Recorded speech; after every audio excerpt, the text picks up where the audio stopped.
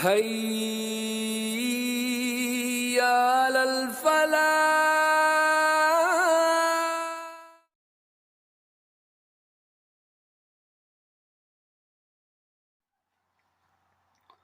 اعوذ باللہ من الشیطان الرجیم بسم اللہ الرحمن الرحیم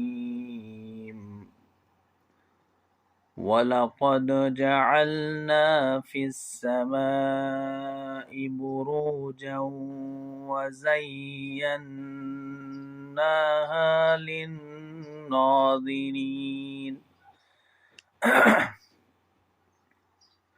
وَحَفِظْنَاهَا مِنْ كُلِّ شَيْطَانٍ رَجِيمٍ إِلَّا مَنِ اسْتَرَقَ السَّمْعَ فَأَتْبَعَهُ شِهَابٌ مُبِينٌ صدق اللہ العظیم.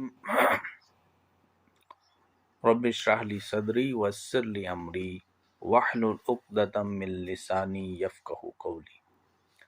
ربنا ظلمنا انفسنا وان لم تغفر لنا وترحمنا لنکونن من الخاسرین. آمین یا رب العالمین.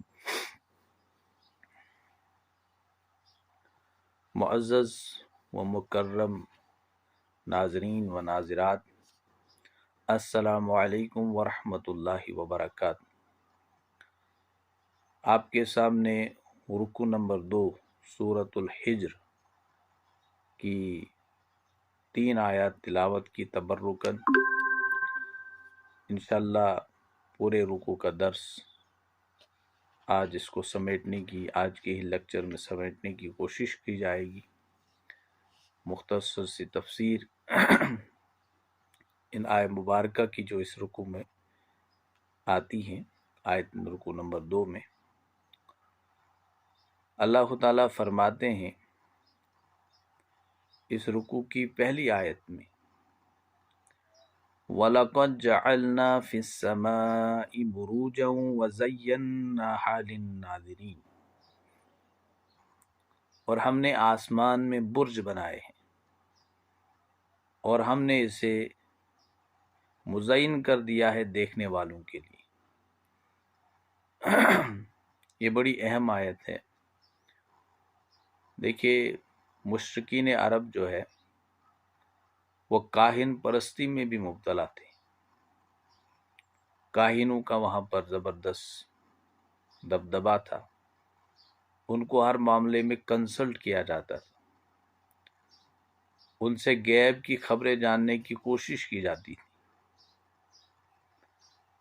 اور ان کے متعلق مشرکین مکہ کا یہ خیال تھا کہ یہ لوگ جو ہے غیبیات سے واقف ہوتے ہیں، ان چیزوں سے، ان امور سے واقف ہے جو ہم نہیں جان سکتے ہیں لیکن یہ جان سکتے ہیں.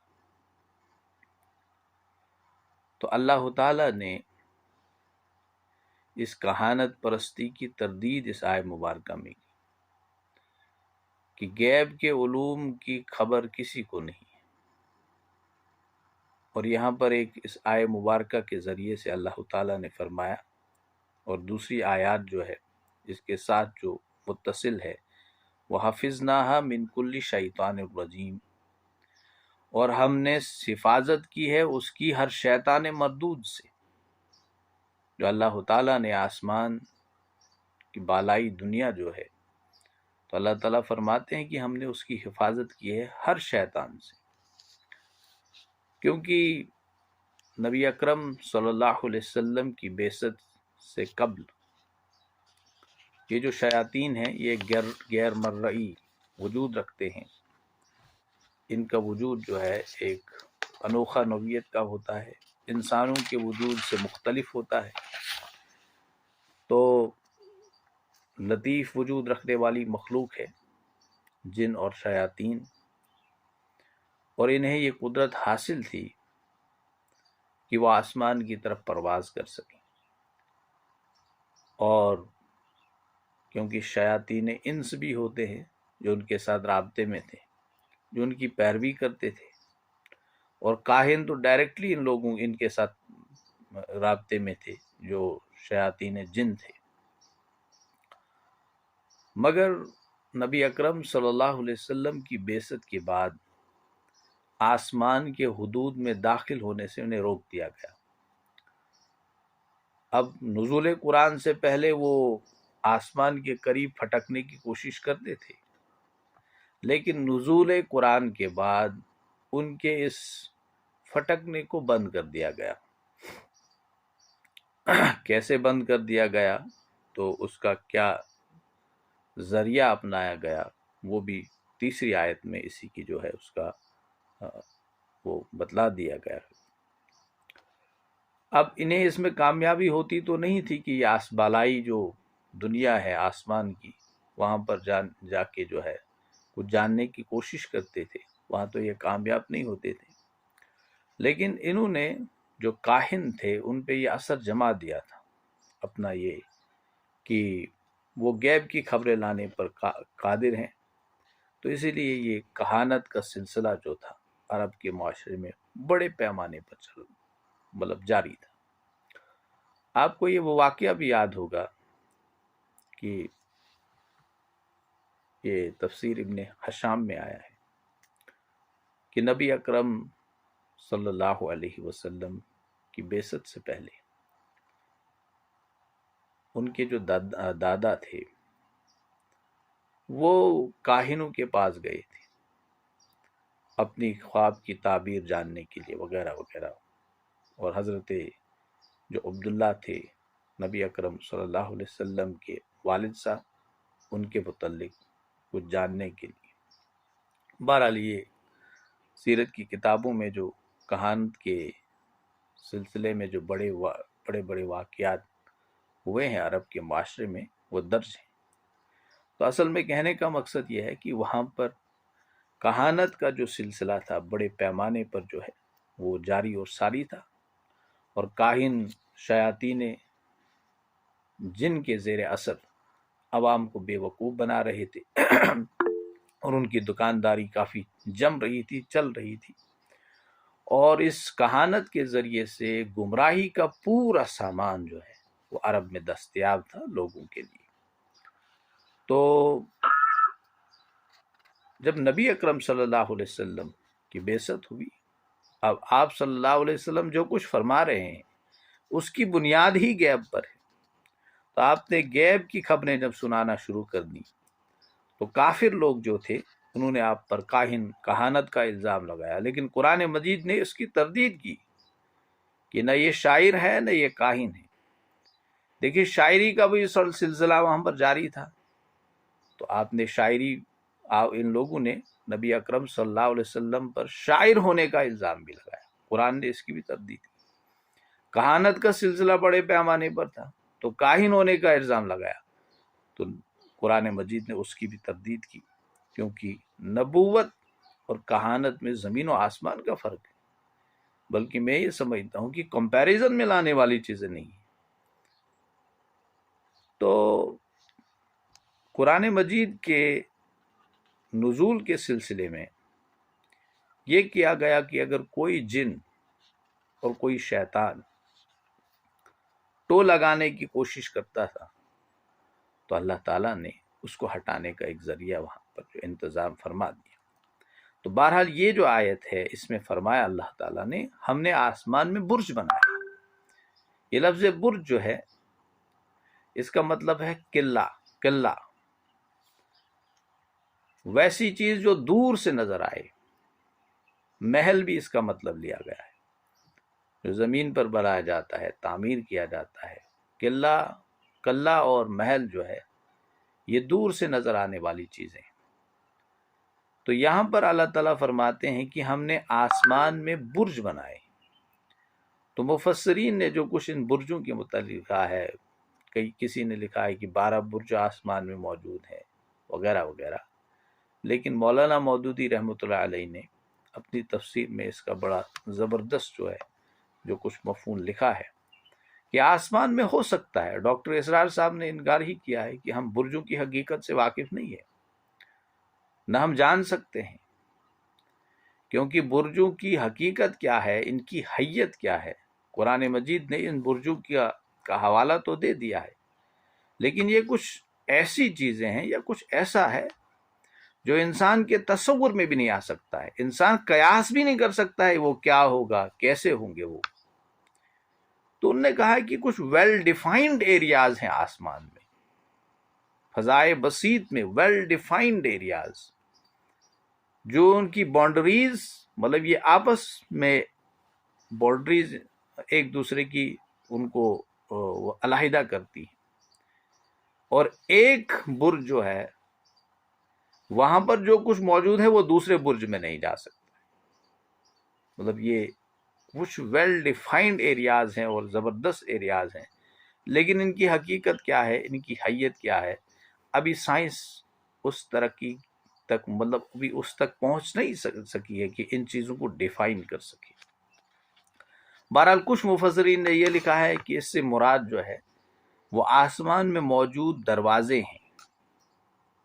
تو انہوں نے لکھا ہے کہ وہ بالائی دنیا جو ہے ان کے کچھ، اب کچھ لوگوں نے ماڈرن سکالرز نے ان کی کوشش کی ہے، مگر وہ جو ہے قرآن مجید کی آیات کے ساتھ ان کا کوئی جوڑ نہیں ہے، قرآن کی اپنی شان ہے، تو انہوں نے زور زبردستی جو ہے کوئی میننگ دینے کی کوشش کی ہے، لیکن وہ ظاہر سی بات ہے کہ اس میں جوڑ محسوس نہیں ہوتا ہے کہ کوئی اس آئے مبارکہ کے ساتھ ان کی ڈیفینیشن کا کوئی جوڑ ہے۔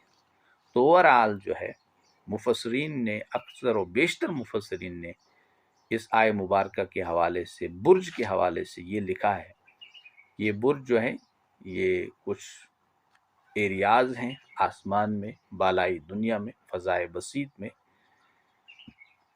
جن کا اپنا اپنا انتظام ہے، اور سخت پہرے داری جو ہے وہاں پر موجود ہے، اور فرشتوں کی قطاریں جو ہیں ان کی باؤنڈریز پر موجود ہیں، اور ان برجوں میں کوئی بھی شے جو ہے وہ گھس نہیں سکتی ہے، نہیں جا سکتی ہے۔ ویسے بھی سائنس کے ذریعے سے یونیورس کی ایکسپلوریشن ہو رہی ہے، آج تو میٹا یونیورس کا کانسیپٹ ہے۔ میں نے ایک بار یہ بھی کہا تھا شاید درس میں کہ آج تو basic unit of universe Galaxy کو بتایا جاتا ہے، لیکن اب یہ بتایا جا رہا ہے کہ کئی کروڑ گلیکسیز مل کے جو ہے ایک میٹا یونیورس جو ہے وہ وجود میں آتا ہے۔ اب ہزاروں کی تعداد میں میٹا یونیورس کی بات کی جا رہی ہے، یہ ہزاروں کی تعداد میں میٹا یونیورس ہے۔ اب یہ برج کیا ہے، ہو سکتا ہے انسان کبھی اس کو سمجھ سکے، لیکن فی الحال جو ہے ڈاکٹر اسرار صاحب لکھتے ہیں کہ آیات متشابہات میں، اور بعض مفسرین نے لکھا ہے کہ یہ بہتر ہے کہ ان میں زیادہ کھود کرید کرنے کی کوشش نہ کی جائے۔ سید قطب شہید رحمۃ اللہ علیہ نے اپنی تفسیر میں لکھا ہے، نہ ان کی وجہ سے ہمارے ایمان میں کوئی اضافہ بڑھ سکتا ہے، بلکہ ہمارے ایمان پر اس کا کوئی اثر نہیں پڑ سکتا ہے کہ ہم اس میں کھود کرید کرنے کی کوشش کریں، اور نہ احادیث میں ان کے متعلق جو ہے کوئی اشارہ ملتا ہے یہ برج کیا ہے، ان کی حیت کیا ہے۔ بہرحال تو اللہ تعالیٰ فرماتے ہیں کہ وَزَيَّنَهَا لِلنَّاظِرِينَ، اور بعض نے جو ہے برجوں سے مراد بڑے بڑے ستارے لیے ہیں، سیارے لیے ہیں، ان کا جرمٹ لیا ہے، جسے آپ کانسٹیلیشنز بھی کہہ سکتے ہیں، ایک بیوٹیفل پیٹرن جو آسمان میں بنتا ہے وہ لیا ہے۔ تو انہوں نے یہ لیا، اس سے مطلب ان کا ذہن یہ جو ٹکڑا ہے وَزَيَّنَاهَا لِلنَّاظِرِينَ، اور ہم نے اسے آسمانوں کو اور برجوں کو مزین کر دیا ہے دیکھنے والوں کے لیے۔ تو یہ آسمانی دنیا دیکھنے والوں کے لیے بڑی حسین اور بڑی دلکش ہوتی ہے۔ رات کو کبھی جب نگاہ اٹھا کے انسان اس آسمان کی طرف دیکھتا ہے، بڑا حسین اور دلکش منظر دکھتا ہے، ایک ایک ستارے پہ جا کے نظر ٹکتی ہے۔ انسان جو ہے مطلب انسان اس آسمانی دنیا کی پھر ایک شاعرانہ جو ہے پھر وہاں پر تخیل جو ہے انسان کے ذہن میں وہ موجود ہونا چاہیے، پھر اس کی تعریف کر سکتا ہے۔ شعراء حضرات جو ہے اس آسمانی دنیا کی کتنی تعریف کرتے ہیں، جو شاعری کا ذوق رکھتے ہیں تو وہ خود جان سکتے ہیں، وغیرہ وغیرہ۔ وَحَفِظْنَاهَا مِنْ كُلِّ شَيْطَانٍ رَجِيمٍ، اور ہم نے حفاظت کی ہے اس کی ہر شیطان مردود سے۔ کوئی شیطان جن و انس ان برج والے علاقوں میں نہیں جا سکتا ہے، وہاں پر زبردست پہرا ہے اللہ تعالیٰ کی طرف سے۔ اب کس قسم کا پہرا ہے؟ فرشتوں کی قطاریں وہاں پر موجود ہیں، جس طرح کی میں نے ابھی میں بات کر رہا تھا کہ جس طرح ایک قلعہ جو ہوتا ہے، ایک محل جو ہوتا ہے، وہاں پر جو ہے فوج موجود ہوتی ہے اس کی حفاظت کے لیے، اسی طرح ان برجوں کی حفاظت کے لیے اللہ تعالیٰ کی ملائک جو ہیں وہاں پر موجود ہیں، اور وہاں پر کوئی بھی چیز نہیں جا سکتی ہے، شیطان نہیں جا سکتا ہے۔ اگرچہ کہ شیطان کو اللہ تعالیٰ نے یہ طاقت دی ہے، اللہ تعالیٰ نے اسے یہ طاقت دی ہے کہ وہ انسانوں کے مقابلے میں بہت کچھ کر سکتا ہے، اللہ تعالیٰ نے اسے یہ پوٹینشل دیا ہوا ہے، لیکن یہ بھی ہمیں یہ نہیں سمجھ لینا چاہیے کہ وہ جو چاہے کر سکتا ہے۔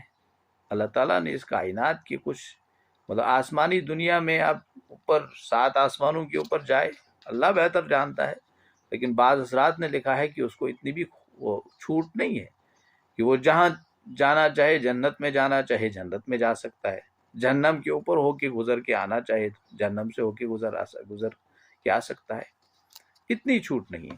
اللہ تعالیٰ نے اسے زمین پہ چھوٹ دی ہے، جو چاہے وہ کرے، جہاں چاہے جہاں گھومے گھوم سکتا ہے ود نو ٹائم، لیکن اتنی چھوٹ بھی اللہ نے نہیں دی ہے کہ وہ اس کی کائنات کے یہ جو حصے ہیں جہاں برج، کہ وہاں جانا چاہے جا سکتا ہے، کیونکہ خود قرآن مجید کہتا ہے کہ وَحَفِظْنَاهَا مِن كُلِّ شَيْطَانٍ رَجِيمٍ، ہم نے ہر شیطان مردود سے اس کی حفاظت کی ہے، وہاں نہیں جا سکتا ہے۔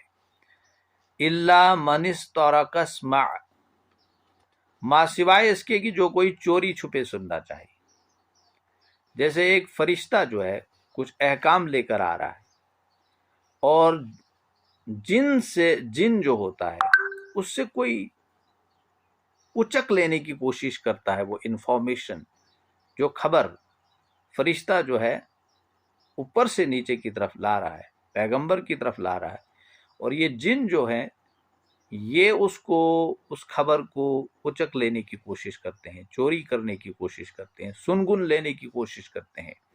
اب دیکھیے فرشتے جو ہے وہ نوری مخلوق ہیں اور جن ناری مخلوق ہیں، چنانچہ نور اور نار کے درمیان، یہ ڈاکٹر اسرار صاحب لکھتے ہیں، نور اور نار کے درمیان زیادہ بعد نہ ہونے کی وجہ سے ایسا ہونا جو ہے ممکن ہے کہ وہ چوری کر سکتا ہے، وہ ان کی کوئی خبریں سن سکتا ہے۔ عزازیل ابلیس جو ہے وہ بھی ایک جن ہے، شیطان جسے کہتے ہیں، شیطان لعین، تو اس کے ساتھ اس جن ہونے کے باوجود فرشتوں کے ساتھ اٹھنا بیٹھنا اس کا جو ہے وہ ثابت ہے، احادیث سے ثابت ہے، قرآن سے ثابت ہے۔ اب جب اللہ تعالیٰ نے فرشتوں کو حکم دیا کہ تم آدم کو سجدہ کرو، وہاں پر تو ابلیس بھی موجود تھا، تو ڈاکٹر اسرار صاحب لکھتے ہیں کہ یہ ممکن ہے کہ نوری اور ناری مخلوق میں زیادہ کوئی بدھ نہ ہونے کی وجہ سے یہ جو ہے سن گن لینے کی جو یہ کوشش کرتے تھے جن، یہ ممکن تھا، یہ کچھ سن سکتے تھے، لیکن اللہ تعالیٰ نے کیا کیا ہے، فَأَتْبَعُوا شِهَابٌ مُبِينٌ، تو اس کا پیچھا کرتا ہے ایک انگارہ چمکتا ہوا۔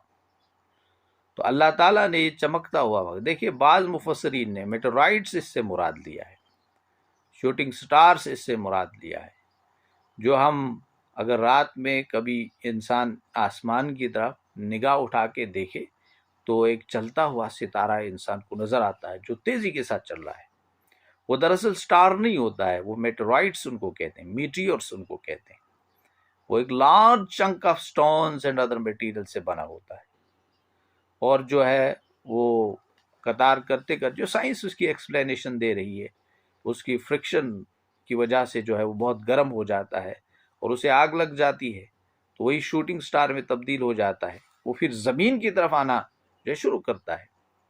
تو بعض حضرات نے، بعض مفسرین نے یہ جو شہاب ثاقب، جو دوسری جگہ قرآن مجید میں یہ لفظ استعمال ہوا ہے، ان نے میٹی اور میٹورائٹس کی طرف اس کو کا اشارہ دیا ہے، لیکن بعض نے انکار کیا ہے کہ ہم یہ بھی نہیں جان سکتے ہیں کہ کس طرح سے وہ شعلہ جو ہے اس کا پیچھا کرتا ہے، انگارہ جو ہے وہ چمکتا ہوا، لیکن ہم اب یہ بھی ممکن ہے کہ یہ شوٹنگ سٹارز جو ہیں یہ ہزاروں کی تعداد میں ہوتے ہیں، لیکن ان میں سے بہت کم جو ہیں جو زمین پہ آپ گرتے ہیں۔ مولانا مودودی نے اپنی تفسیر میں چند ایک کا حوالہ دیا ہے کہ 1887 میں غالباً کوئی ڈیٹ انہوں نے لکھی ہے کہ امریکہ جو امریکن کنٹیننٹ ہے وہاں کے ایک حصے میں جو ہے ایک بہت بڑا تودا پایا گیا۔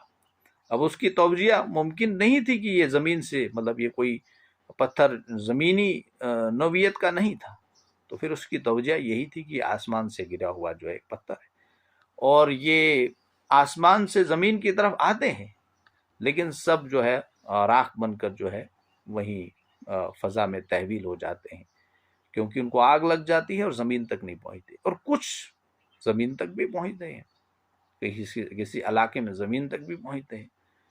اور وہ جو مولانا مودودی نے وہاں پر اس کا ریفرنس دیا ہے اپنی تفسیر میں، وہ بہت بڑا ایک پتھر کی ایک مطلب ایک چٹان ہے، وہ بہت بڑی چٹان جو آسمان سے گر کے جو ہے زمین پر آئی ہے۔ تو بہرحال اب یہ شہاب ثاقب یہی ہے جس کو ہم شوٹنگ سٹار سے میٹورائٹس وغیرہ کہتے ہیں، یا کوئی سی اور قسم کا ہے، اللہ نوز بیٹر۔ والارض مددناها وَأَلْقَيْنَا فِيهَا رَوَاسِيَ، اور زمین کو ہم نے پھیلا دیا۔ اللہ تعالیٰ فرماتے ہیں ہم نے زمین کو پھیلا دیا ہے تاکہ انسان اس زمین پر آسانی کے ساتھ بچ سکے۔ وَأَلْقَيْنَا فِيهَا رَوَاسِيَ، اور اس میں ہم نے لنگر ڈال دیے، گویا کہ اس میں ہم نے پہاڑ میخوں کی طرح گاڑ دیے۔ اب یہ زمین کے لنگر پہاڑ ہیں جن کے بارے میں قرآن کہتا ہے کہ یہ زمین کی حرکت کو متوازن کرتے ہیں، متوازن رکھنے کا ایک ذریعہ ہے۔ اگر یہ پہاڑ موجود نہیں ہوتے تو خدشہ تھا کہ زمین جو ہے انسانوں کے بوجھ سے ایک طرف کو جاتی، دوسری طرف کو جاتی، زمین ڈگمگاتی، زمین اپنی جو ہے وہ بیلنس میں نہیں رہتی۔ لیکن اللہ تعالیٰ نے اس کا ایک بہترین انتظام کیا ہے کہ پہاڑوں کو میخوں کی طرح جو ہے اس زمین پہ گاڑ دیا ہے۔ اور سائنس جو ہے اس کی مطلب آج سائنس کہتی ہے، جو ماؤنٹینز کو جیولوجی کے بڑے بڑے ایکسپرٹس پڑھتے ہیں، ماؤنٹینز کی فارمیشن کو پڑھتے ہیں، ماؤنٹینز کی حیت کو جاننے کی کوشش کرتے ہیں، ان کا کام ہی ہے، مطلب ایک فیلڈ ہی ہے باضابطہ جیولوجی میں، یہی ماؤنٹینز یا پلیٹس جو زمین کے اندر جو بھی کچھ چیزیں موجود ہیں ان کے بارے میں پڑھا جاتا ہے۔ تو یہ آج کی سائنس بھی کہتی ہے کہ زمین کو بیلنس کرنے کے لیے جتنا امپورٹنٹ رول پہاڑوں کا ہے اتنا اور کسی شے کا نہیں۔ قرآن مجید نے کہا کہ ہم نے پہلے تو اس زمین کو پھیلا دیا، پھیلانے کے بعد اس زمین پر ہم نے پہاڑ گاڑ دیے تاکہ ایک توازن برقرار ہو جائے۔ وَأَنبَتْنَا فِيهَا مِن كُلِّ شَيْءٍ مَّوْزُونٍ، اور اس میں اگا دی ہم نے ہر شے ٹھیک اندازے کے مطابق۔ دیکھیے کائنات کے اس خدائی نظام میں، اللہ تعالیٰ کے اس نظام میں ہر چیز کی مقدار اور تعداد اسی حد تک رہتی ہے، جس حد تک اس کی ضرورت ہے، اس سے زیادہ کوئی شے نہیں جاتی، نہ اس سے کم۔ اگر کوئی چیز اس مقررہ حد سے بڑھنے لگتی ہے تو اس نظام میں اس کو ڈسٹرب کرنے کا باعث بنتا ہے، اور اس سے خلل پڑ جاتا ہے، خلل واقع ہوتا ہے۔ تو جیسے کہ میں سائنس کا اسٹوڈنٹ رہا ہوں، دنیا میں آپ دیکھیں گے کوئی جاندار ان کی پاپولیشن زیادہ نہیں ہوتی ہے، اللہ تعالیٰ نے ان کی پاپولیشن کو بیلنس کرنے کے لیے کوئی دوسرا انتظام کیا ہوتا ہے۔ اگر اس دنیا میں بھیڑ بکریوں کی تعداد زیادہ ہو جائے مثال کے طور پر، تو بھیڑ بکریوں کی تعداد زیادہ ہونے کی وجہ سے جو ویجیٹیشن کا کور اس زمین پر ہے وہ سب ختم ہو جائے گا، بارشیں ہونا بند کر دے گی، کیونکہ یہ بھیڑ بکریاں جو ہے یہ سارا گھاس پھوس کھا لیں گی، پلانٹس کھا لیں گی، انسان کو انہوں نے پتے جو ہیں کھانے کو دینے ہیں، درختوں کا کٹاؤ زیادہ ہو جائے گا، ظاہر سی بات ہے ایک امبیلنس کریٹ ہو جائے گا۔ لیکن اللہ تعالیٰ نے کچھ کارنیورس اینیملز بھی رکھے ہیں، اب انسان بھی ان کو استعمال میں لاتا ہے، لیکن کارنیورس، اب ایک جنگل کی مثال دیں گے، وہاں پر اگر یہ گلیزنگ اینیملز کی جو ہے وہ تعداد زیادہ ہو جائے گی تو یہ ایک نقصان ہونے کا خدشہ ہے۔ لیکن اللہ تعالیٰ نے کچھ ان کو کھانے والے جانور بھی بنائے ہیں، شیر وغیرہ، ان کی تعداد ایک حد تک جاتی ہے، اس سے زیادہ نہیں بڑھتی ہے، اور وہ زیادہ بڑھ جائیں تو ظاہر سی بات ہے یہ ان جانوروں کی تعداد کم ہو جائیں گی، پھر جو ہے وہ فیڈ بیک میں جو ہے ان کی تعداد پھر اوورآل متاثر ہو جائے گی، یہ سارا سسٹم جو ہے ڈسٹرب ہو جائے گا۔ انسان اوورال جو ہے متاثر ہو جائے گا۔ لیکن اللہ تعالیٰ نے ہر شے کو، ہر چیز کو ایک اندازے کے مطابق ایک مقررہ حد تک جو ہے چھوڑ دیا ہے، اس سے زیادہ نہ اس سے کم ہو جاتا ہے، اس کی تعداد نہیں ہو جاتی ہے۔ تو بہرحال اس کائنات کے نظام کو درست کرنے کے لیے اللہ تعالیٰ نے ہر شے کو ایک طے شدہ اندازے کے مطابق جو ہے رکھا ہے۔ نہ کھانا کم ہوتا ہے، مطلب کھانے کے جو مختلف پروڈکٹس ہیں اللہ تعالیٰ نے ان کی تعداد کو بھی ایک مقررہ حد تک رکھا ہے۔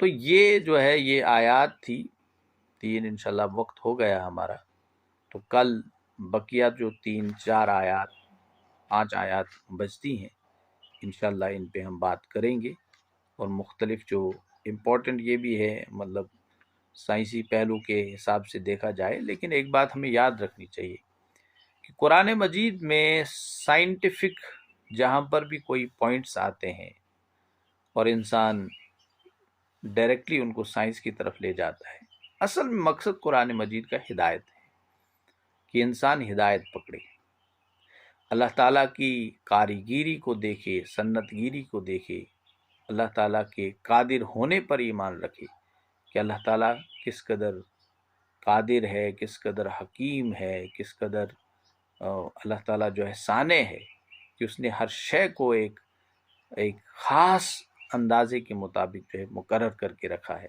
نہ اس حد سے زیادہ کوئی چیز جاتی ہے نہ اس حد سے۔ یہ اللہ ہی کی ذات ہے، یہ خود سے جو ہے ایکسیڈنٹل معاملات نہیں ہے، جیسے کہ ایولیوشن تھیوری کے ذریعے سے دنیاوی سائنس کی دنیا میں ہلچل مچی تھی، اور انہوں نے جو ہے اتفاقات کے حوالے ہر مطلب جو بھی حادثہ تھا، جو بھی ایونٹ تھا، اس کو حوالے کر دیا تھا۔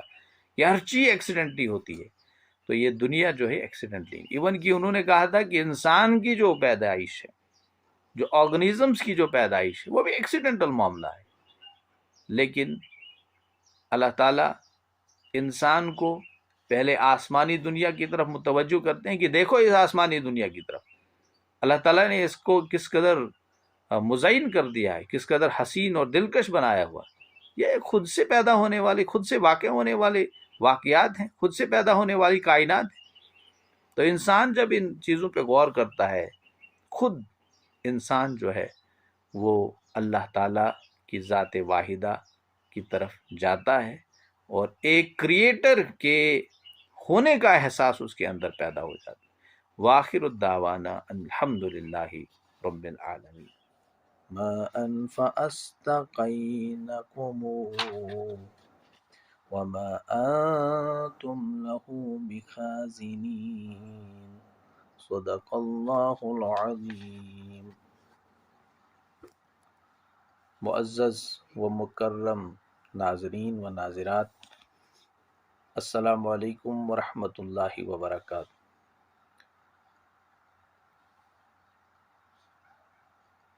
رکوع نمبر 2 سورۃ الحجر، اس کی 4 آیات باقی بچی تھی جن کی مختصر سی تفسیر آج آپ کے سامنے بیان کی جائے گی۔ اس کی جو پہلی آیت تھی اس میں اللہ تعالیٰ فرماتے ہیں کہ ہم نے آسمان میں برج بنائے ہیں اور ہم نے اس آسمان کو مزین کر دیا ہے دیکھنے والوں کے لیے۔ برج سے مراد قلعہ کے بھی ہیں، محلات کے بھی ہیں، اور ہر وہ شے جو دور سے نظر آتی ہے، جو نمودار ہوتی ہے، جو اپنے آپ کو ظاہر کرتی ہے، اس کو برج کہتے ہیں۔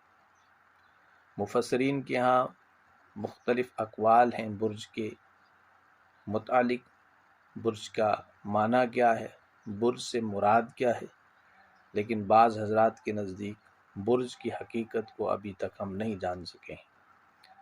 اس کے بعد اللہ تعالیٰ فرماتے ہیں دوسری آیت میں کہ ہم نے حفاظت کی ہے اس کی ہر شیطان مردود سے۔ تو اکثر و بیشتر مفسرین جن کا یہ خیال ہے کہ یہ ویل ڈیفائنڈ ایریاز ہے آسمان میں، 12 برج اس سے مراد دیتے ہیں، اور قدیم مفسرین کے ہاں بھی یہی زیادہ تر جو ہے یہ قول رائج تھا۔ اللہ تعالیٰ فرماتے ہیں کہ ہم نے شیطان مردود سے ان کی حفاظت کی ہے، لیکن ماں سوائے اس کی کہ جو کوئی شیطان چوری کرنا چاہے، کچھ سنگن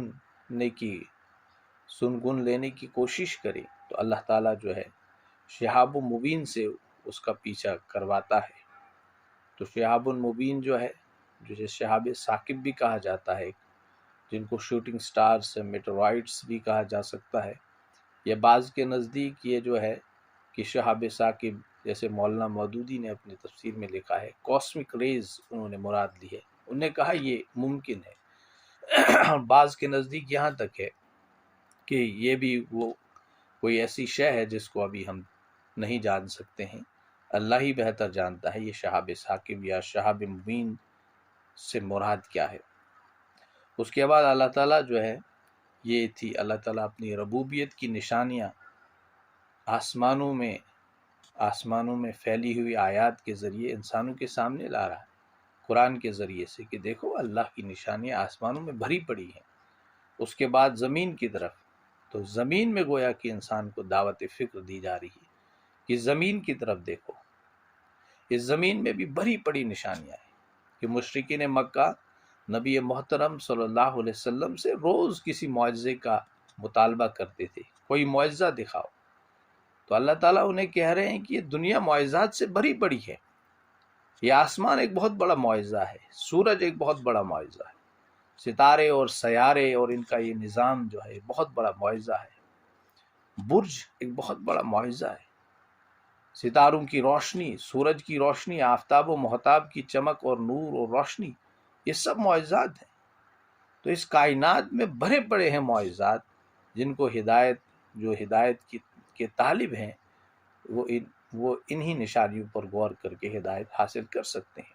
جو ہر درم ہے، جو دل سے نہیں چاہتے ہیں کہ نبی محترم صلی اللہ علیہ وسلم کے پیغام کو قبول کیا جائے، اس کو عملایا جائے، تو ان کے لیے اگر خلم خلا کوئی واضح معجزہ بھی ان کے سامنے لایا جائے، وہ پھر بھی جو ہے ایمان لانے والے نہیں۔ ہوا بھی ایسا، نبی اکرم صلی اللہ علیہ وسلم کی انگلی کے اشارے سے اس چاند کے 2 ٹکڑے ہوئے، اس کے بعد بھی ایمان لائے نہیں۔ اس سے پہلے جتنے انبیاء اور جتنے بھی رسول آئے، معجزات ان کو دیے گئے تھے، واضح معجزات، لیکن پھر بھی وہ ایمان نہیں لائے۔ تو یہ ہمیں سمجھ لینا چاہیے۔ دیکھیں قرآن مجید جو ہے تا قیام قیامت جتنے بھی لوگ آئیں گے ان کے لیے دعوت فکر ہے، دعوت ہدایت ہے۔ تو اس لیے یہ کائنات جو ہے اس پر ہم نے غور کرنا چاہیے۔ قرآن بھی کہتا ہے، کیا تم غور نہیں کرتے ہو کائنات پر؟ کیا تم اللہ کی پھیلی ہوئی نشانیاں جو اس کائنات میں بھری پڑی ہیں، ان پر غور نہیں کرتے ہو؟ تو ہمیں غور و فکر کرنے والا انسان بننا چاہیے، مدبر انسان بننا چاہیے، تفکر کرنے والا انسان بننا چاہیے۔ اس کے بعد اللہ تعالیٰ فرماتے ہیں کہ ہم نے زمین کو پھیلایا اور اس میں ہم نے پہاڑ جو ہے میخوں کی طرح ٹھونس دیے، لنگر ڈال دیے، جو اس زمین کی حرکت کو متوازن کرتے ہیں، اس کو بیلنس میں رکھتے ہیں۔ یا ایسا ہو سکتا تھا اگر یہ پہاڑ نہیں ہوتے تو زمین میں امبیلنس کریٹ ہو جاتا۔ تو یہ پہاڑوں کو اللہ تعالیٰ نے اس کا آج سائنس جو ہے اس کا انکشاف کر رہی ہے کہ یہ پہاڑ کتنے امپورٹنٹ ہیں اس زمین کی سٹیبلٹی کے لیے۔ اگر یہ پہاڑ نہیں تو پہاڑوں پر غور کرو، قرآن کہتا ہے اس پہاڑ پہ غور کرو۔ ایک زمانہ تھا کہ لوگ جو بھی انہیں بڑی چیز کوئی نظر آتی تھی اس کے سامنے جھک جاتے تھے، سجدہ ریز ہو جاتے تھے۔ بڑا سے بڑا کوئی پہاڑ دیکھا، اور آپ دیکھیں گے دنیا میں ایسے مذاہب بھی آج ہیں، وہ پہاڑوں کو پوجتے ہیں، اور پہاڑ ان کے ہاں بڑے مقدس ہوا کرتے ہیں۔ کوئی بڑا سے بڑا پہاڑ دیکھا، وہاں پر اپنا کوئی چھوٹا موٹا سے جو بھی عبادت گاہ بنا دیتے ہیں اور اس پہاڑ کی پوجا کرتے ہیں۔ ان سے آپ بھی واقف ہوں گے، وہاں جاتے ہیں، وہاں پر لوگ جاتے ہیں، وہاں پر عبادت کرتے ہیں اپنے حساب سے، پوجا پاٹ جو کرنی ہوتی۔ تو جو بھی کوئی بڑی شے دیکھتے تھے وہ آج بھی ہے، اس زمانے میں بھی تھا۔ نبی محترم صلی اللہ علیہ وسلم کی بعثت سے پہلے تو بہت زیادہ فریکوینسی میں یہ کام ہو رہا تھا کہ جو بھی کوئی بڑی شے دیکھی سجدہ ریز ہوئی۔ دریا دیکھا، اب دریا کی روانی سے متاثر ہو کر انسان نے دریا کے سامنے اپنے آپ کو جھکا دیا، دریا کو دیوتا بنا دیا، چاند کو دیوتا بنا دیا، ستاروں اور سیاروں کو دیوتا بنا دیا۔ ہر شے جو انسان کو اپنے وجود سے بڑی محسوس ہوئی، کوئی بڑا سے بڑا پتھر دیکھا، اس کو بھی انسان نے جو ہے وہ اپنا دیوتا بنا دیا، اپنا خدا بنا لیا، اللہ تعالیٰ کے ساتھ اس کو شریک ٹھہرایا۔ یہ کتنی ضلالت ہے۔ میں اکثر کہتا ہوں کہ شرک انسان کی سب سے بڑی ضلالت، ذلت کی گواہی دیتا ہے۔ جو مشرک انسان ہوتا ہے، سب سے گھٹیا انسان اس نوع انسانی میں وہی انسان ہوتا ہے جو شرک میں مبتلا ہو، کیونکہ اس نے اپنی حقیقت کو پہچانا نہیں ہوتا ہے، وہ اپنی عظمت سے واقف نہیں ہوتا ہے، اسی لیے وہ دوسروں کے سامنے جو ہے سجدہ ریز ہوتا۔ یہ تو قرآن جب آیا، قرآن نے اعلان کیا کہ اللہ تعالیٰ نے زمین و آسمان کی ہر شے کو تمہارے لیے مسخر کر دیا ہے، تم اس سے فائدہ حاصل کرو، تمتع حاصل کرو، تم کو یوٹیلائز کرو، یہ تمہارے لیے ہے، یہ کائنات تمہارے لیے بنی ہے۔ اسی لیے کہتے ہیں یہ کائنات اللہ تعالیٰ نے پوری انسان کے لیے بنانی، اور انسانیت کو نبی اکرم صلی اللہ علیہ وسلم کے نہیں بنایا، گویا کہ اس پوری کائنات کو اللہ تعالیٰ نے نبی محترم صلی اللہ علیہ وسلم کے لیے بنایا۔ تو قرآن نے کہا کہ یہ سخر لکم ما فی السماوات والارض، جو بھی کچھ ہے وہ سخر کر دیا ہے۔ تو انسان کو اس گویا کہ اس اندھیرے سے نکالا اس قرآن مجید نے، جس اندھیرے میں وہ پھنسا ہوا تھا۔ تو اللہ تعالیٰ نے گویا کہ دعوت فکر دیا ہے ان آیے مبارکہ میں، پہاڑوں کو دیکھو، متوازن کر دیا ہے زمین کو، اور قرآن پھر کہتا ہے اللہ تعالیٰ اسی آیت میں کہ ہم نے ہر شے کو، ہر چیز اگا دی ہے، ہر شے کو ٹھیک اندازے کے مطابق، کل شیء موزون کے مطابق، کوئی چیز جو ہے زیادہ مقدار میں نہیں اگتی ہے۔ غلہ اور اناج ہے، ایک حد تک جاتا ہے، اگر صرف غلہ ہی غلہ پیدا ہوتا ہے اس زمین پہ، پھل سے محروم ہوتے، اگر فروٹ ہی فروٹ جو ہے زمین پہ پیدا ہوتا تو غلہ اور اناج سے ہم محروم ہوتے۔ گویا کہ اللہ تعالیٰ نے ہر ایک سپیشیز کو ایک حد تک جو ہے بڑھنے کا اس کو موقع دیا ہے، اس سے آگے وہ بڑھ نہیں سکتا ہے، وہ ایکولیبریم میں آ جاتا ہے۔ یہ سائنس بھی کہتی ہے کہ ہر چیز جو ہے بڑھتی ہے، پہلے بڑھتی ہے، پھر ایک ایسی سٹیج پہ پہنچ جاتی ہے جسے ہم ایکولیبریم سٹیٹ کہتے ہیں، وہ اپنے کلائمیٹک کنڈیشنز کے ساتھ ایکولیبریم میں آ جاتا ہے، اس سے آگے نہیں بڑھ سکتا ہے۔ نہ کلائمیٹک کنڈیشنز اس کو الاؤ کرتے ہیں کہ اب اس سے آگے وہ بڑھ سکتا ہے، نہ دیگر جو عوامل ہوتے ہیں، دیگر جو فیکٹرز ہوتے ہیں اس کی زندگی لیے جو امپورٹنٹ ہوتے ہیں، وہ اسے الاؤ کرتے ہیں کہ اس حد سے آگے جائے۔ یہ سارا معاملہ جو ہے، یہ لاز جو ہے کریٹ کس نے کیے ہیں؟ یہ اللہ تعالیٰ نے کیے ہیں۔ یہ فیکٹرز کس نے بنائے ہیں؟ اللہ تعالیٰ کی ذات نے بنائے۔ تو قرآن بیسیکلی یہی دعوت دیتا ہے، اور آج اس سائنسی دور میں بھی انسان کو یہ دعوت دی جاتی ہے کہ انسان جو ہے نیچرل لاز کو جو ہے ایکسپلور کر چکا ہے، لیکن یہ جاننے سے قاصر رہتا ہے کہ نیچرل لاز کو بنانے والا اور پیدا کرنے والا کون ہے۔ تو قرآن اس کی طرف دعوت دیتا ہے۔ تو اس لیے ہمیں قرآن، جو میں اکثر کہتا ہوں کہ ہمارا یہ جو پروگرام ہے، اس میں آپ دوسروں کو بھی شریک کیجیے، وقت کی اشد ترین ضرورت ہے آج، جو کہ ہم سارے لوگ جو ہیں دنیا داری کے جھمیلوں میں پھنسے ہوئے ہیں۔ اس قرآن کو پڑھنے اور پڑھانے کا سلسلہ جو ہے بند ہو چکا ہے۔ تو اس لیے اس قرآن کی تعلیم کو عام کرنے کے لیے آپ دوسرے لوگوں کو جوڑیے۔ آپ دیکھیے کہ میں نے ہر روز اپنے کانٹیکٹس میں 10 لوگوں کے میں نے یہ پیغام کو قرآن کلاس کا پہنچانا ہے، تاکہ وہ بھی جڑیں، اور جڑنے کے ساتھ اگر ہو سکے، یہ ممکن ہو سکے، ہم دوسرے کاموں کے لیے لوگوں کو فون کرتے ایک ایک گھنٹہ، ایک ایک اور، تو کیا ہم 2 منٹ اللہ کے لیے، اللہ کی رضا کے لیے فون نہیں کر سکتے ہیں، کال نہیں کر سکتے ہیں اپنے کسی بھائی کو، اپنے کسی بہن کو، کہ جناب فلاں وقت قرآن کلاس ہوتی ہے، اس میں تشریف رکھیے گا، درس قرآن سنیے گا۔ یہ قرآن ہی ہے جو کل انسان کو اللہ کے عذاب سے بچائے گا، کل عذاب قبر سے بچائے گا۔ یہ عمل صالح ہی ہے۔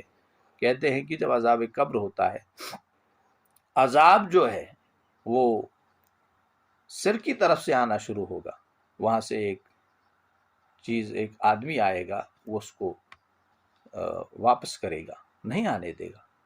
اس کی نماز ہوگی، اسی طرح سے اس کے روزے ہوں گے، اس کی زکوٰۃ ہوگی، اسی طرح قرآن مجید ہوگا۔ تو تو یہ سب چیزیں اس کو مل جل کے عذاب سے بچائیں گے. وہ عذاب جس طرف سے بھی آنا چاہیں گا اس عذاب کو روکیں گے.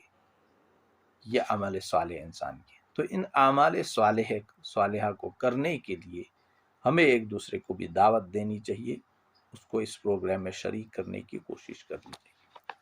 اب اللہ تعالیٰ فرماتے ہیں وَجَعَلْنَا لَكُمْ فِيهَا مَعَائِشَ وَمَن لَّسْتُمْ لَهُ بِرَازِقِينَ. اور ہم نے بنائے ہیں تمہارے لیے اس میں ذرائع معاش. گویا کہ زمین میں اللہ تعالیٰ نے ریسورسز پیدا کیے ہیں، مختلف قسم کے ریسورسز پیدا کیے ہیں، ذرائع معاش جسے کہتے ہیں، جن سے ہم فائدہ حاصل کرتے ہیں، جن سے ہم اپنی زندگی کو گزارتے ہیں، اور جن کے بغیر زندگی گزارنا ہمارے لیے ممکن نہیں تھا. وہ کہ اللہ تعالیٰ فرماتے ہیں کہ ہم نے یہ نیچرل ریسورسز پیدا کیے ہیں، جن نیچرل ریسورسز پہ انسان کو آج بھرم ہے کہ میرے کنٹری میں، میرے ملک میں، میری اسٹیٹ میں اتنے نیچرل ریسورسز ہیں، ہم ان کو یوٹیلائز کر کے اپنی اکانومی کو مضبوط کر سکتے ہیں. اللہ تعالیٰ فرماتے ہیں یہ نیچرل ریسورسز ہم نے دیے ہیں تمہیں، یہ ذرائع معاش ہم نے تمہیں میسر کر رکھے. تمہاری قوت اور تمہاری دسترس میں یہ چیزیں نہیں تھی کہ تم خود سے یہ ذرائع معاش. دیکھیے انسان اکثر ایسا کہا جاتا ہے کہ ذرائع معاش جو ہے انسان نے پروڈیوس کیا ہے. غلط بات ہے. انسان صرف انتظام کر سکتا ہے، یہاں سے وہاں کی وہی مینجمنٹ کر سکتا ہے، چیزوں کو وہاں سے لے کر یہاں سے وہاں. اس کے لیے انسان کو اللہ تعالیٰ نے دماغ دیا ہے تاکہ یہ اپنے دماغ سے کام لے. تو وہ اس سے کام لے کے جو ہے پھر یہ مینجمنٹ کرتا ہے، نئی چیزیں بناتا ہے، نئی عمارتیں بناتا ہے، نئی فیلڈز جو ہے وہ اختراع کرتا ہے اپنے دماغ کے بلبوتے پر. لیکن ساری جو اسباب جو ہے وہ اللہ نے میسر کر رکھے ہیں. تو کوئی بھی مخلوق اس دنیا میں ایسی نہیں ہے. اب یہ اللہ تعالیٰ فرماتے ہیں کہ ہم نے تمہارے لیے ذرائع معاش اسی زمین میں سے بنائے ہیں، اور ان کے لیے بھی جنہیں تم رزق نہیں دیتے ہو. پہلے تو انسان کو بتایا کہ انسان تیرے لیے ہم نے یہ نیچرل ریسورسز پیدا کیے ہیں، ذرائع معاش تیرے لیے ہم نے پیدا کی ہے، اور ہم نے رزق کا انتظام ان مخلوقات کے لیے بھی کیا ہے جن کو تم نہیں جانتے ہو، جن کو تم رزق نہیں دے سکتے ہو. بیکٹیریا کو کیا ہم رزق دے سکتے ہیں؟ پروٹوزوا کو ہم کیا رزق دے سکتے ہیں؟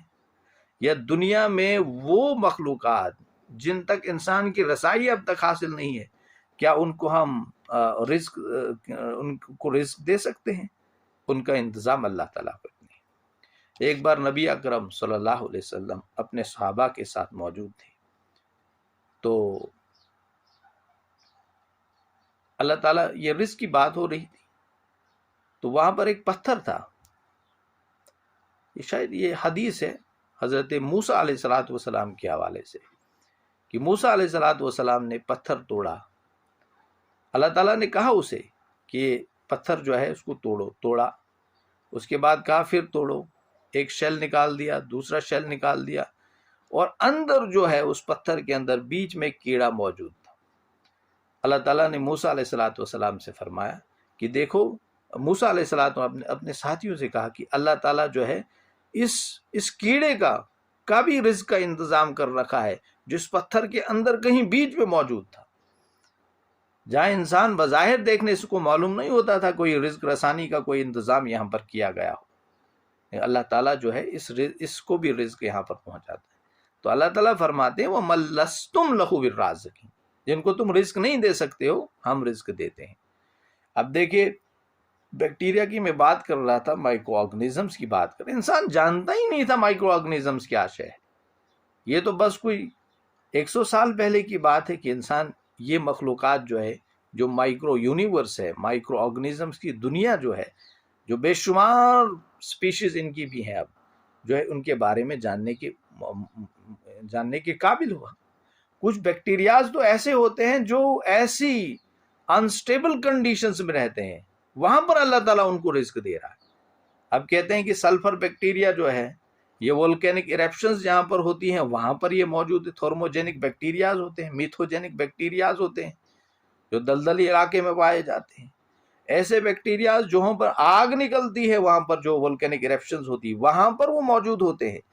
اللہ تعالیٰ نے ان کی رزق رسانی کا انتظام وہاں بھی کر رکھا ہے. انسان کی یہ مجال نہیں ہے، انسان کی یہ قدرت نہیں ہے، انسان کی یہ طاقت نہیں ہے. تو اللہ تعالیٰ فرماتا ہے وَجَعَلْنَا لَكُمْ فِيهَا مَعَائِشَ، تو ہم نے یہ ذرائع معاش تمہارے لیے میسر کر رکھے ہیں، اور وَمَن لَّسْتُمْ لَهُ بِرَازِقِينَ، اور بہت سی ایسی مخلوقات ہیں جن کی رزق کی ذمہ داری تم پر نہیں ہے بلکہ اللہ تعالیٰ پر ہے، لیکن اللہ ان سب کو ان کے حصے کا رزق جو ہے وہ پہنچا رہا ہے۔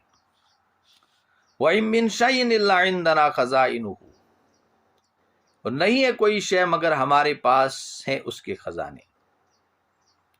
گویا کہ کوئی بھی چیز جو انسان کے پاس ہے، اللہ تعالیٰ فرماتے ہیں کہ اس کے خزانے ہمارے پاس موجود ہیں، اس کا کنٹرول ہمارے پاس موجود ہے۔ تو انسان یہ نہ سمجھے، دیکھیے انسان کی پاپولیشن بڑھ رہی ہے، میلتھس نے ایک کنسیپٹ دے دیا کہ انسان کی پاپولیشن بڑھ رہی ہے، ریسورسز گھٹ رہے ہیں، اس لیے پاپولیشن کنٹرول جو ہے وہ مسٹ ہے، لیکن اس کی تھیوری فیل ہو گئی، ہوا ہی نہیں ایسا۔ جتنی پاپولیشن بڑھی، انسان کی پاپولیشن 7 بلین سے زیادہ ہے، لیکن کہتے ہیں کہ آج جتنے جو ہے ریسورسز انسان کو میسر ہے اتنے تاریخ میں کبھی تھے ہی نہیں۔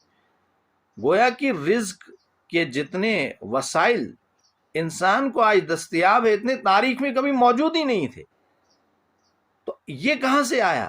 یہ اللہ نے دیا، اللہ تعالیٰ نے دیا۔ اب ایک زمانہ وہ تھا کہ انسانی پاپولیشن محدود تھی، انسانی رزق کے وسائل بھی محدود تھے، لیکن جب پاپولیشن بڑھتی گئی وسائل بھی بڑھتے گئے، وسائل بھی بڑھتے گئے، اور آپ دیکھو کہ کہاں کہاں لوگ بستے ہیں وہاں تک اللہ تعالیٰ نے ان کے رزق کا انتظام کر رکھا ہے، اور نئی نئی چیزیں انسان جو ہے وہ ڈسکور کر رہا ہے اپنے کھانے پینے کے لیے۔ اب یہ جو دیکھیے بایو ٹیکنالوجی کو ہی دیکھ لیجیے، یہ بھی تو اللہ کی مدد سے جو ہے انسان اس قابل ہوا کہ انسان کو اللہ تعالیٰ نے دماغ دیا تھا، اب اللہ تعالیٰ نے اسے یہ صلاحیت بخشی تھی کہ اس نے اس فیلڈ میں جو ہے ایک انقلاب برپا کیا۔ بایو ٹیکنالوجی کی مدد سے جو ہے آج جو ہے ہماری فوڈ پروڈکشن جو ہے مطلب کس طرح جو ہے انکریز ہو رہی ہے، یہ سب اللہ تعالیٰ کی مدد سے ممکن ہوا، انسان نہیں کر سکتا تھا۔ اللہ کو معلوم تھا کہ ایک زمانے میں بہت زیادہ پاپولیشن ہو جائے گی، تو اللہ تعالیٰ نے اس کو یہ بایو ٹیکنالوجی کی جو ہے نعمت سے نوازا، انسان کو راستہ دیا، ورنہ ہزاروں سال سے انسان اس دنیا میں بستا تھا، لیکن اللہ کو معلوم تھا کہ پاپولیشن کب بڑھے گی، کب جو ہے یہ سارا سلسلہ پھر جاری کیا جائے گا۔ تو اللہ تعالیٰ فرماتے ہیں کہ کوئی شے نہیں مگر ہمارے پاس اس شے کے خزانے موجود ہیں۔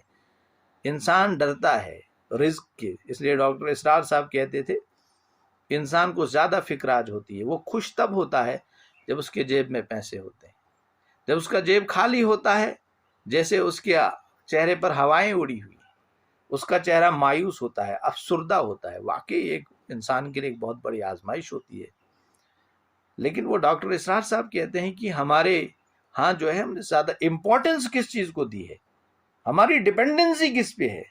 ہمیں یہ ذہن میں رکھنا چاہیے تھا کہ اللہ ہمارے ساتھ، اللہ تعالیٰ از ود اس۔ ہمیں کسی خوف اور کسی حزن و ملال سے دوچار ہونا نہیں چاہیے تھا، لیکن ہم ہو چاہتے ہیں۔ وجہ اس کی ہوتی یہ ہے کہ ہم اللہ پہ بھروسہ نہیں ہوتا ہے۔ یا اللہ پہ بھروسہ کرنا ایک بہت بڑی اچیومنٹ ہے، جس انسان کو یہ حاصل ہوگی وہ دنیا میں کامیاب ہوتا ہے، اور آخرت میں تو اس کے لیے کامیابی مقدر ہے، دنیا میں بھی اس کے لیے کامیابی مقدر ہے۔ اور سکسیسفل انسان وہی ہے، ایک پختہ مومن وہی ہے جسے اللہ کے بھروسے پر یقین حاصل ہو جائے کہ اللہ ہمارے ساتھ ہے، ہمارا کوئی بھی مسئلہ ہو، ہماری کوئی بھی پیچیدگی ہو دنیا میں، اللہ تعالیٰ حل کرے۔ لیکن یہ آسان کام نہیں ہے، یہ بھی یاد رکھنا چاہیے، یہ بڑا مشکل مرحلہ ہے۔ میں زبان سے تو ہم کہہ دیتے ہیں کہ اللہ پہ بھروسہ کرو، اللہ کے ساتھ جو امیدیں جو ہیں ان کو وابستہ رکھو، لیکن ان اللہ معنا جو ہے اس پر یقین کامل رکھو۔ لیکن یہ بہت بڑا، میں نے کہا کہ مرحلہ ہے، بہت بڑی بات ہے، بہت مشکل کام ہے، اور مشکل کام جو کرتے ہیں وہی کامیاب کہلاتے ہیں۔ جو مشکل کام کرنے کے لیے تیار نہیں ہوتے ہیں وہ کامیاب نہیں کہلائے جا سکتے ہیں۔ تو وہی شخص کامیاب مومن ہے، وہی مسلمان کامیاب مومن ہے جسے ان اللہ معنا پہ یقین کامل حاصل ہو جائے۔ تو اللہ تعالیٰ فرماتا ہے کہ ہمارے پاس رزق کی خزانے موجود ہیں، ہم دینے والے ہیں رزق کی پریشانی کیوں کرے انسان؟ آج ہم رزق کی پریشانی کرتے ہیں۔ تو جو بھی مطلب اس معاملے میں جو پاپولیشن کنٹرول کے لیے میتھڈز مطلب اختیار کیے جاتے ہیں ناجائز وغیرہ، تو اللہ تعالیٰ جو بھی دنیا میں آئے گا وہ اپنا رزق لے کے آئے گا، ہم کوئی رزق دینے والے نہیں ہیں۔ اگر یہ کام ہم کرتے ہیں اس کا مطلب جو ہے ہم اپنے آپ کو خدا کی جگہ لے رہے ہیں۔ کتنا بڑا گناہ ہے یہ، گویا کہ ہم یہ سمجھ لے رہے ہیں کہ ہم اس کو رزق دینے والے ہیں، ہمارے پاس ریسورسز ہے، ہم اس کی جو ہے کفالت کر۔ ٹھیک ہے، دنیاوی اعتبار سے رزق جو ہے وہ اس کا انتظام تو اللہ کر رہا ہے نا، اس کے مقدر میں جو کچھ ہوگا وہ۔ آج جو ہے دنیا گناہوں میں سب سے زیادہ اپنی اولاد کی وجہ سے، حرام کاری حرام خوری سب کچھ کرتے ہیں، رشوت کرپشن اپنے بچوں کے لیے، ان کے فیوچر کی ان کی فکر ہوتی ہے، لیکن اپنے فیوچر کو بھول جاتے ہیں جو بڑا فیوچر ہے آخرت کا، کہ دیکھیے کل وہاں پر ہم سے پوچھ گچھ ہوگی، ہم سے پوچھا جائے گا، لیکن وہ سب ہم بھول جاتے ہیں اپنے بچوں کے لیے۔ تو ہمیں اپنے فیوچر کی فکر کرنی چاہیے، اپنے بچوں کو ان کے مقدر کے مطابق، ان کی محنت کے مطابق سب کچھ مل جائے گا، فی کتاب معلوم میں سب کچھ لکھا ہے، جو وہ کریں گے انہیں ملے گا۔ وما ننزلہ الا بقدر معلوم، ہم نہیں نازل کرتے اس میں سے مگر ایک طے شدہ اندازے کے مطابق۔ اب اللہ تعالیٰ فرماتے ہیں کہ اللہ میرے پاس لامحدود خزانے ہیں جن کی کوئی انتہا نہیں ہے، لمٹلیس خزانے، اور انہی کے مطابق، ضرورت کے مطابق اللہ تعالیٰ جو ہے پھر وہ چیزیں بھیجتا ہے دنیا میں، جتنی ضرورت ہوگی اسی کی، جتنی ریکوائرمنٹ ہوگی اسی کے مطابق اللہ تعالیٰ جو ہے وہ چیزیں ہم تک پہنچاتا ہے، یا ان چیزوں کے سامنے آنے کے جو ہے مواقع ہمیں دستیاب کرتا ہے۔ تو یہ آپ دیکھ سکتے ہیں کوئی چیز زیادہ نہیں ہو جاتی، جتنی ضرورت ہے جتنی ریکوائرمنٹ ہے اتنی ہے۔ انسان کو جتنی پانی کی ریکوائرمنٹ ہے اتنا پانی موجود ہے، اتنے پانی کے ریسورسز دن بدن ہمارے لیے نکل رہے ہیں۔ آج ٹیوب ویلز کے ذریعے سے جو ہے پانی زمین سے نکالا جاتا ہے وغیرہ وغیرہ۔ جتنی انسان کو جس چیز کی ضرورت ہے اللہ تعالیٰ اس چیز کو اتنے ہی مطلب اماؤنٹ سے انسان کو دیتا ہے۔ اب دیکھیے آج سائنس اینڈ ٹیکنالوجی کا دور ہے، ماڈرن ورلڈ ہے، اب انسان جو ہے وہ گاڑیوں میں چلتا ہے، جہاز وغیرہ وغیرہ، اس کے لیے اسے فیول چاہیے، تو انسان آئے دن جو ہے نئے نئے جو ہے زیر زمین جو ہے وہ پیٹرول کے جو کنویں ہیں ان کو دریافت کر رہا ہے، وہاں سے نکال رہا ہے، اور انسان اپنا کام کر رہا ہے۔ یہ انسان کی سویلائزیشن، انسان کا تہذیب و تمدن رکے گا نہیں، اللہ تعالیٰ نے اس کو چلانا ہے، وہ اللہ چلا رہا ہے۔ انسان جو ہے اس کو آزمائش کے طور پر اس کارخانہ حیات میں ڈال دیا گیا ہے تاکہ دیکھا جائے یہ بھروسہ کس پر کرتا ہے، اشیاء پہ کرتا ہے یا خدا پہ کرتا ہے، چیزوں پہ کرتا ہے یا خدا پہ کرتا ہے، سائنس اینڈ ٹیکنالوجی پہ کرتا ہے کہ اللہ پہ کرتا ہے۔ تو ہمیں آج کی مطلب یہ ضرورت ہے ہم چیزوں کو، ہم ساری چیزوں کو جو ہے مہذب بنائیں، مذہب سے جوڑیں ان کو۔ پھر اللہ تعالیٰ فرماتے ہیں وَأَرْسَلْنَا الرِّيَاحَ لَوَاقِعَ، ہم بھیجتے ہیں ہواؤں کو جو بوجھل کرتی ہیں۔ لواقیہ کا مفہوم جو ہے پہلے یہ سمجھ لینا چاہیے، اس کو کہتے ہیں باہری کرنا، بار آور کرنا۔ تو قرآن مجید کہتا ہے، اللہ تعالیٰ فرماتے ہیں کہ ہم ہواؤں کو بھیجتے ہیں جو بوجھل کرتے ہیں، جو وزنی کرتے ہیں، کس کو؟ پانی کو، مطلب پانی کو اٹھاتے ہیں ایک جگہ سے دوسری جگہ۔ یہ بعض جو ماڈرن مفسرین نے لکھا ہے کہ پولن گرینز بھی جو ہواؤں کے ذریعے سے منتقل ہوتے ہیں۔ پولن گرینز جو ہے مطلب ایک پلانٹ سے دوسرے پلانٹ، ایک فلاور سے دوسرے فلاور تک جو ہے، تو اللہ یہ ہواؤں کا سلسلہ جو ہے، بارش کا بھی ذریعہ اسی کے ذریعے سے، مطلب یہ نظام سائیکل جو ہے ہمارا چل رہا ہے۔ فَأَنزَلْنَا مِنَ السَّمَاءِ مَاءً